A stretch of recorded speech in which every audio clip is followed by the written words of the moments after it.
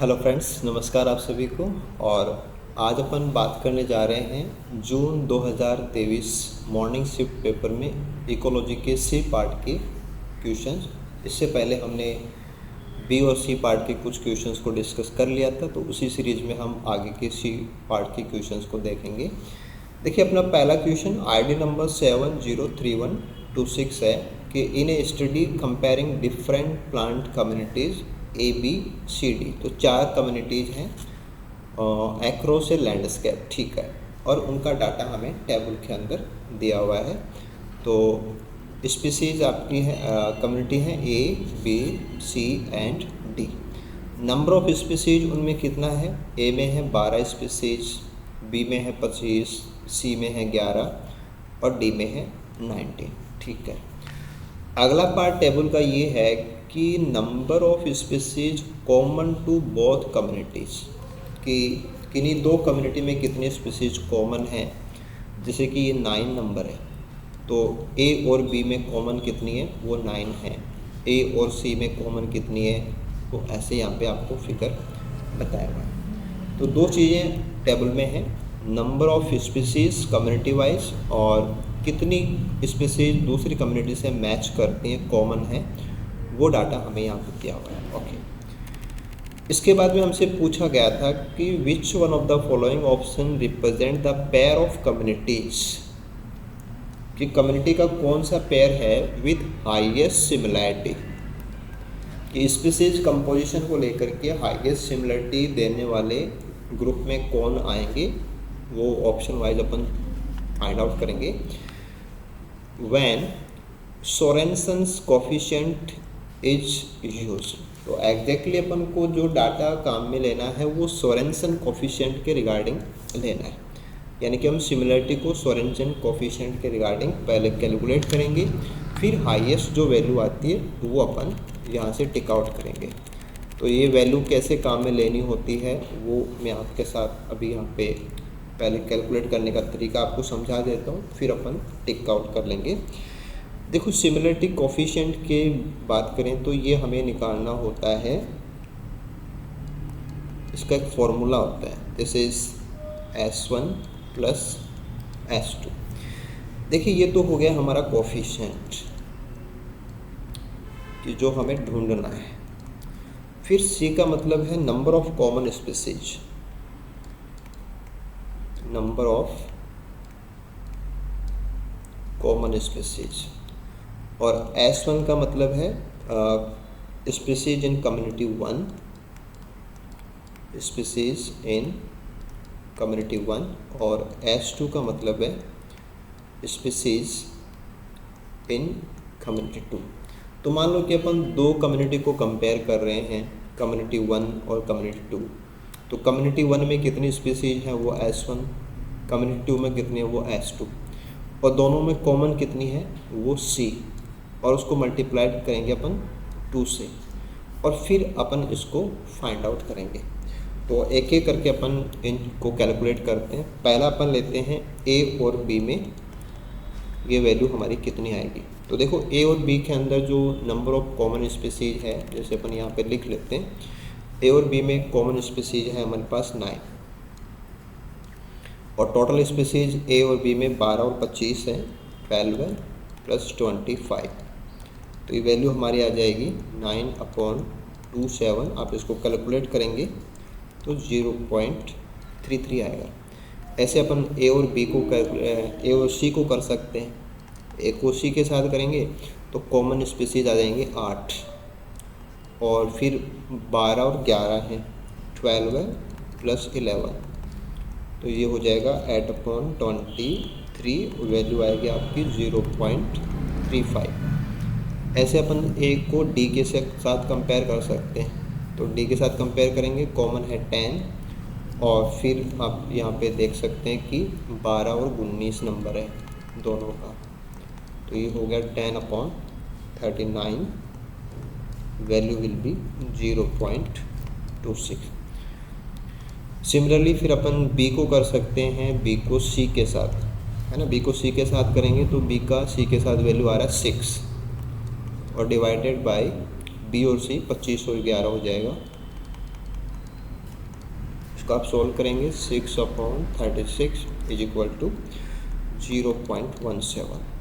Similarly अपन B को D के साथ कर सकते हैं। वैल्यू है अपने पास 14 डिवाइडेड बाई 25 + 19, वैल्यू आ जाएगा 14 divided by 44 and this will be 0.32।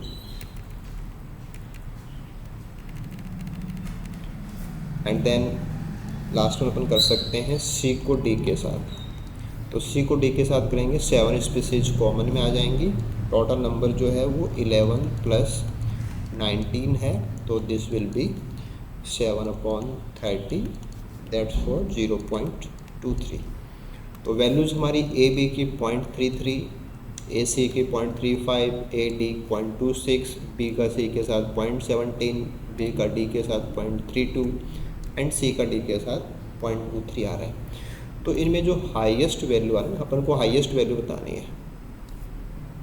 तो हाईएस्ट वैल्यू जो हमारे पास यहाँ पे निकल के आएगी वो है 0.35। सबसे बड़ी वैल्यू 0.35 है, जो कि ए और सी के लिए।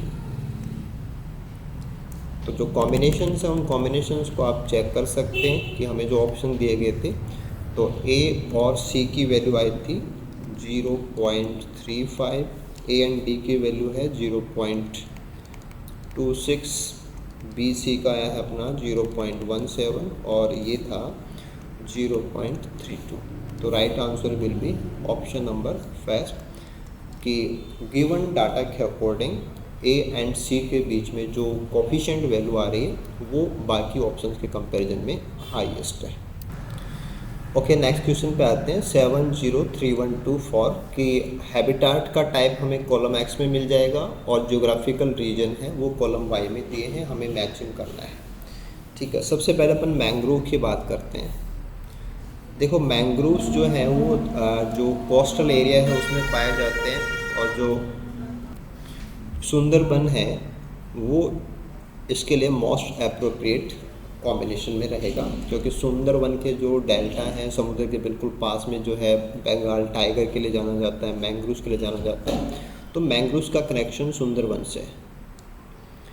इसके बाद में अगर हम तराई एरिया की बात करेंगे, तो जो हिमालय के जो फुट हिल एरिया हैं या हिमालय के जो बिल्कुल निचाई वाले जो भाग हैं, फुट हिल जिनको अपन बोलते हैं, वहाँ पे तराई घास के मैदान है, तराई एरिया है, तो this is Himalayan foot hills.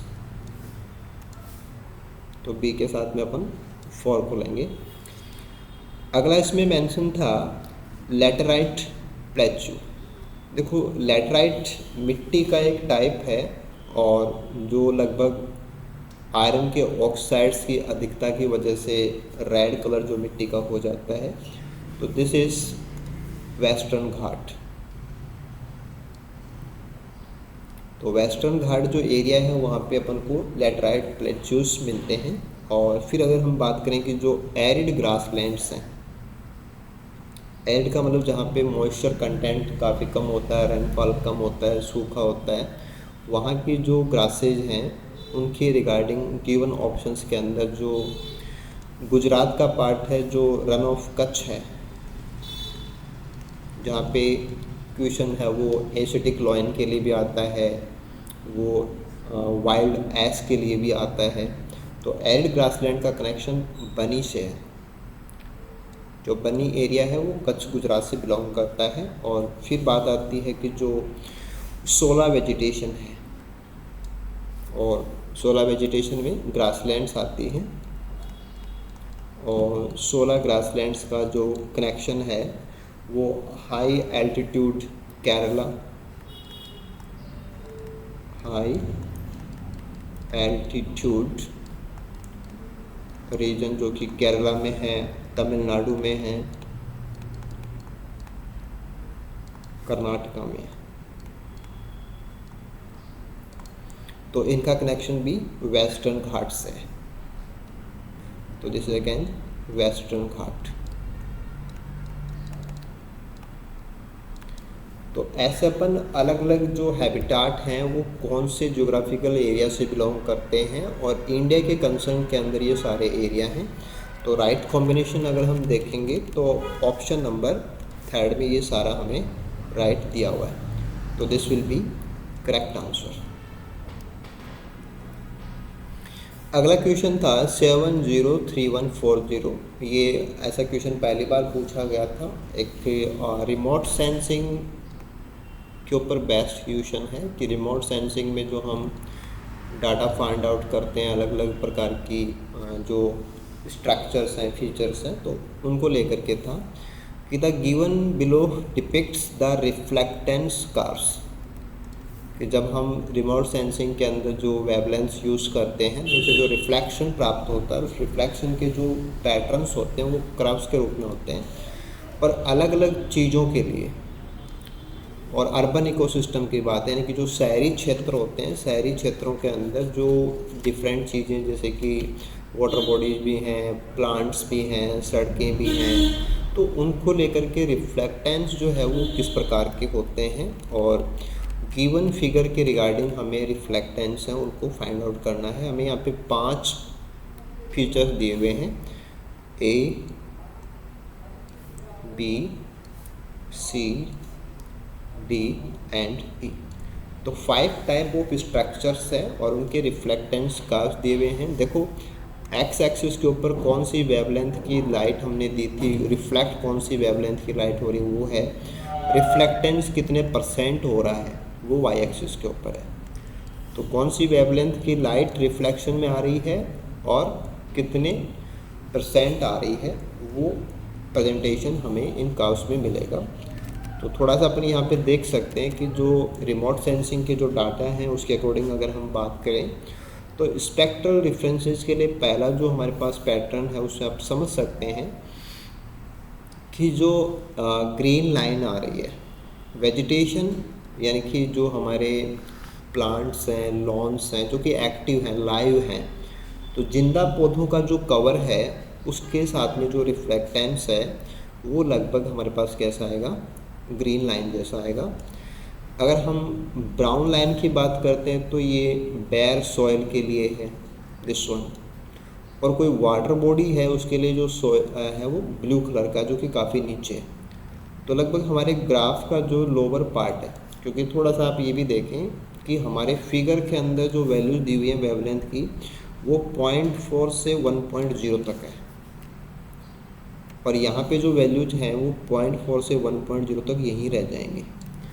तो इंफॉर्मेशन का लोअर पार्ट हमारे काम का है, तो फ्लक्चुएशन वाला जो पार्ट है वो होना चाहिए हमारे पास प्लांट्स का, यानी कि यहाँ से आप देखेंगे तो फ्लक्चुएशन जो दे रहा है वो ये वाला पार्ट है।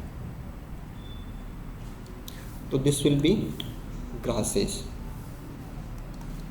तो this should be live grassland जो ऑप्शन में दिया हुआ है, क्योंकि आप ऑप्शन में जाके देखेंगे तो ऑप्शन के अंदर यहाँ पे ग्रासलैंड्स मिल जाएंगे अपन को, ड्राई ग्रास है और लाइव ग्रास है। तो ये बाकी जैसे कंक्रीट रोड है, एसफेल्ट रोड है, वाटर बॉडी है, ये सारे ऑप्शन इस प्रकार से हैं। तो हमारा फिगर देखें और उसमें कर्व्स को समझें तो पहला जो सबसे क्लियर अपन को पैटर्न मिल जाएगा that is the live grassland के लिए डी।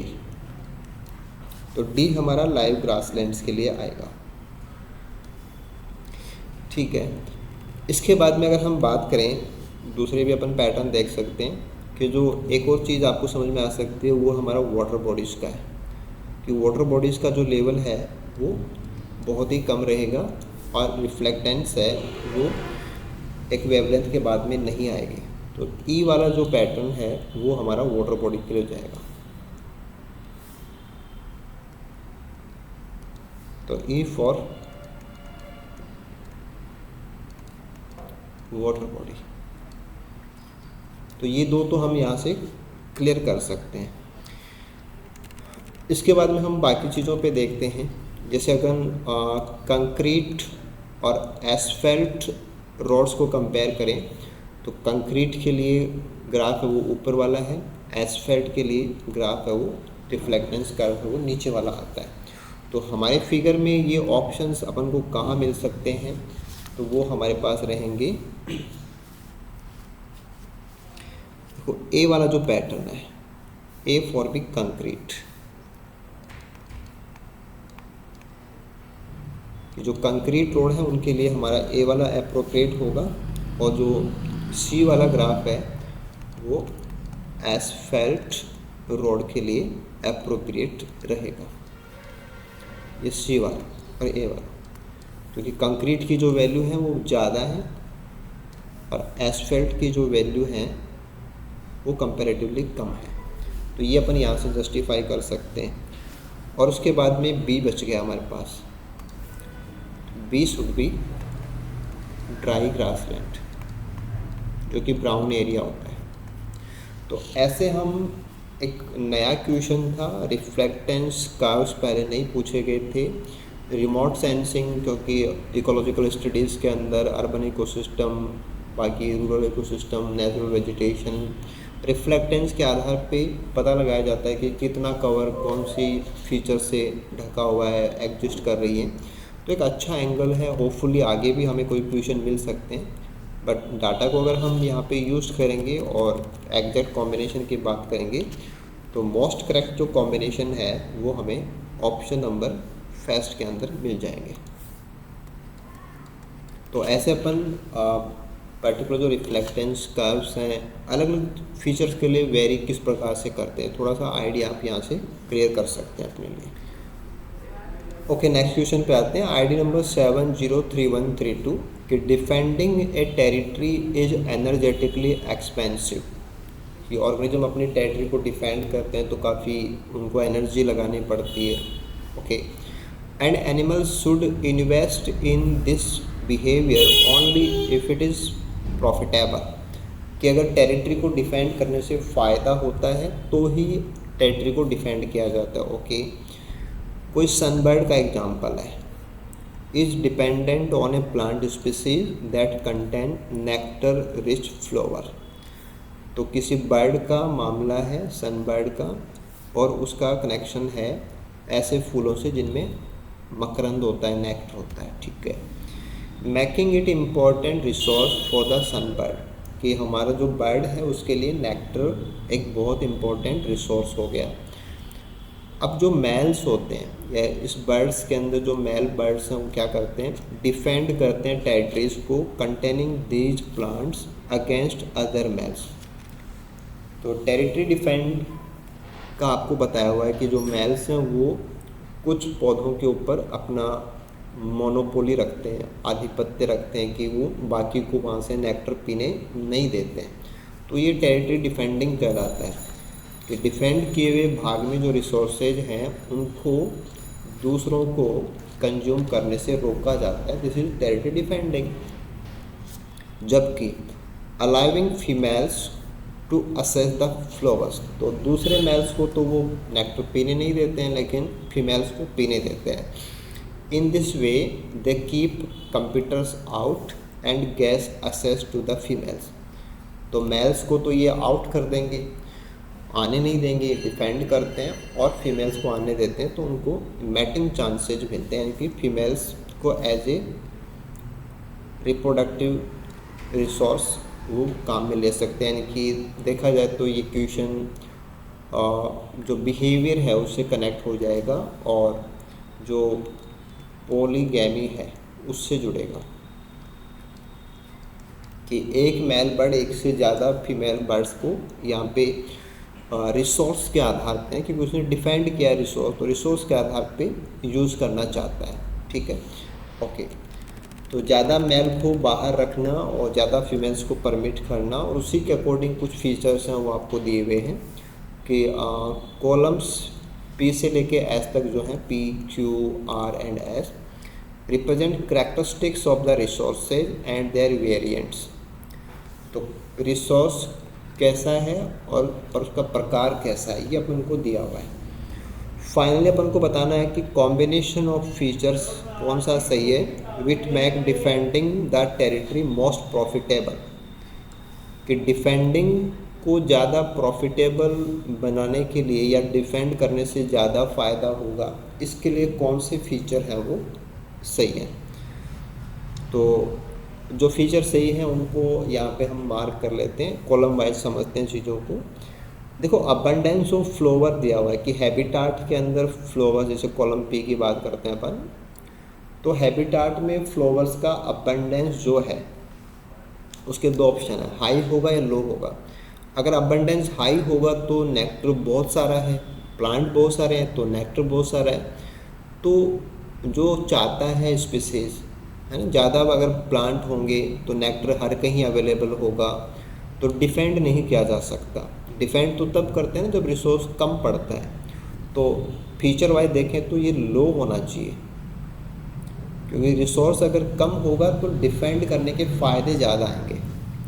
ऐसे अपन कॉलम क्यू की बात कर सकते हैं कि डिस्ट्रीब्यूशन ऑफ फ्लोवर हैबिटाट में, तो डिस्ट्रीब्यूशन अगर हर जगह पे बराबर है तो डिफेंड करने से ज़्यादा फ़ायदा नहीं होगा।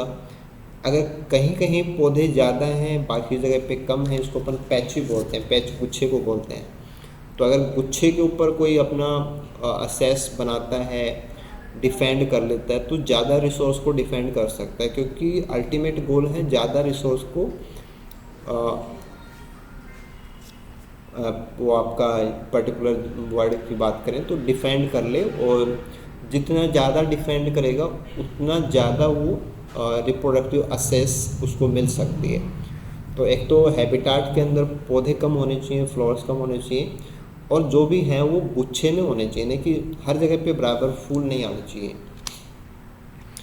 फिर आएगा अपने पास कॉलम नंबर आर कि नेक्टर डिप्लीशन रेट,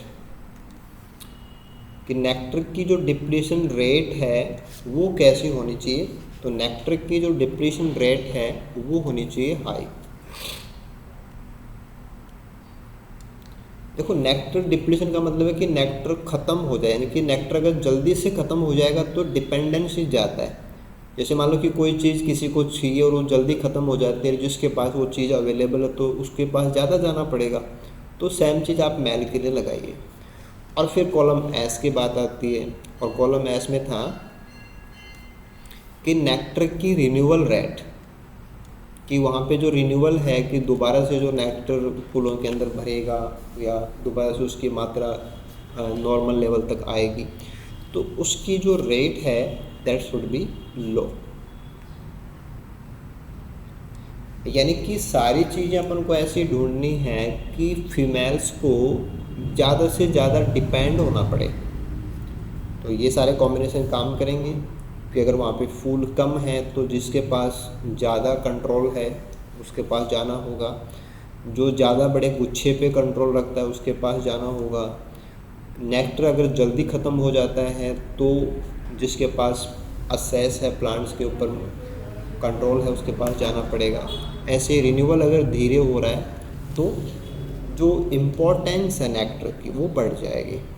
तो प्लांट ज़्यादा नहीं होने चाहिए, फूल ज़्यादा नहीं आने चाहिए, जो है वो गुच्छे में आना चाहिए, और नेक्टर है वो भी ज़्यादा लंबे समय तक नहीं मिलना चाहिए। तो ऐसे फीचर्स हैं वो इसको प्रॉफिटेबल बनाएंगे।